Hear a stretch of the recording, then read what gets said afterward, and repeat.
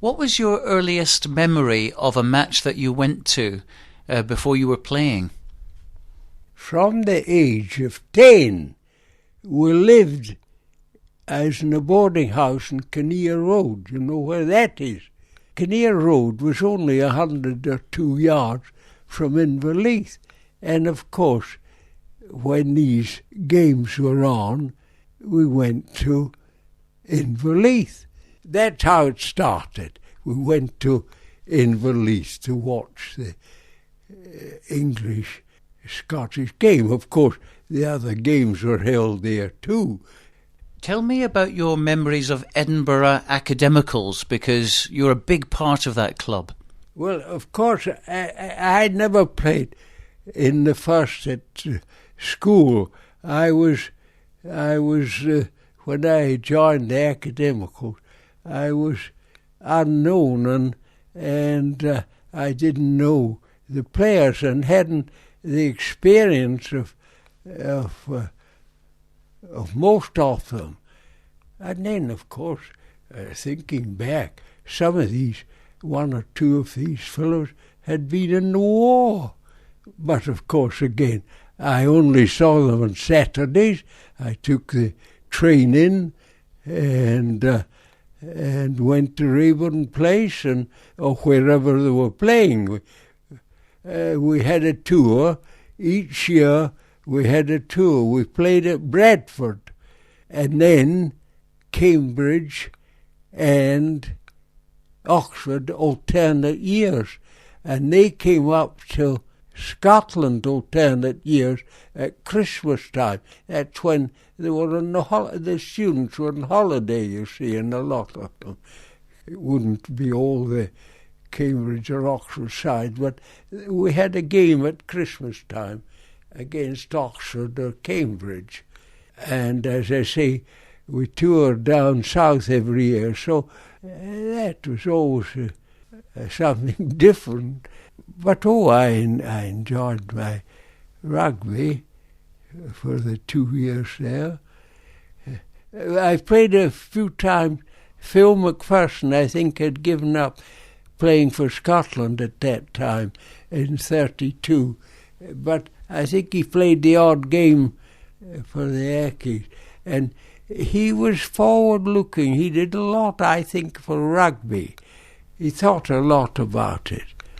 I don't think we had many outstanding players at that time, except Phil McPherson.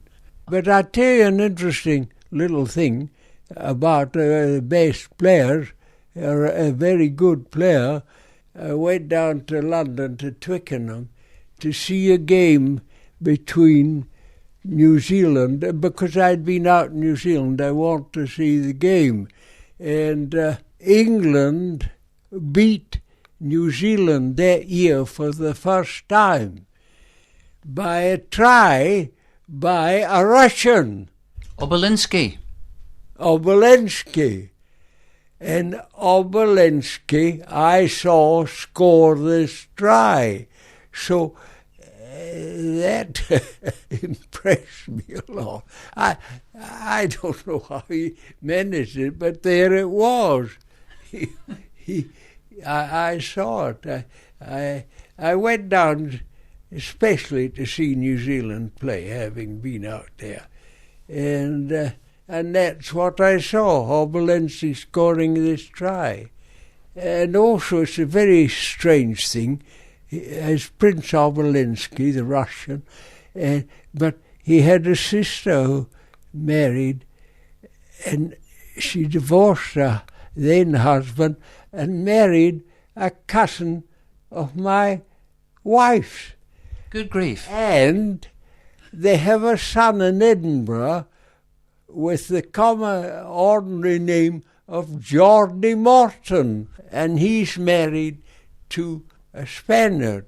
But I met him last week there. They invited him out to this birthday party, but he has the ordinary name Geordie Morton, and then of course his wife was Princess somebody, Obolensky, Princess, there it was.